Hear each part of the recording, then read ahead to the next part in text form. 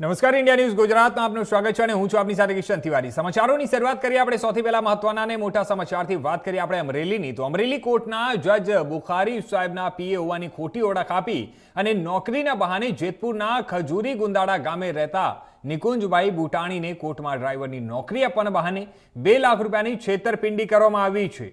અને ત્યારે જણાવી દઈએ કે ગુજરાતમાં બેરોજગારની સંખ્યા દિન પ્રતિદિન વધતી જાય છે અને યુવાનો નોકરીની લાલચમાં ત્યાં અનેક વખત છેતરપિંડીનો ભોગ બને છે અને ત્યારે આવો જ એક કિસ્સો ફરીવાર પ્રકાશમાં આવ્યો છે। અમરેલી જિલ્લા કોર્ટમાં ડ્રાઈવરની નોકરી આપવાના બહાને એક ગઠિયાએ બેરોજગાર યુવક સાથે લાખોની છેતરપિંડી આચરી હોવાની ચોંકાવનારી ફરિયાદ બગસરા પોલીસ મથકમાં નોંધાઈ છે। અને આપણે વાત કરીએ તો બગસરા તાલુકા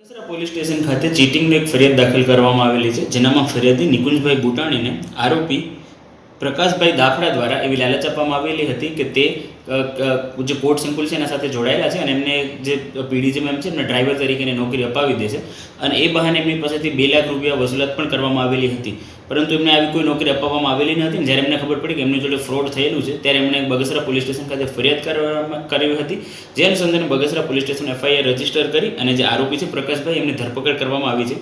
આગળ જે આજે કેસના રિલેટેડ જેટલા પણ ડોક્યુમેન્ટરી એવિડન્સ છે એ બધાને કલેક્ટ કરવાની કાર્યવાહી હાલમાં ચાલુ છે। સાહેબ, આરોપી ઉપરાંત અન્ય કોઈ આરોપી આમાં સંડોવાયેલો હોય એવી કોઈ શક્યતાઓ?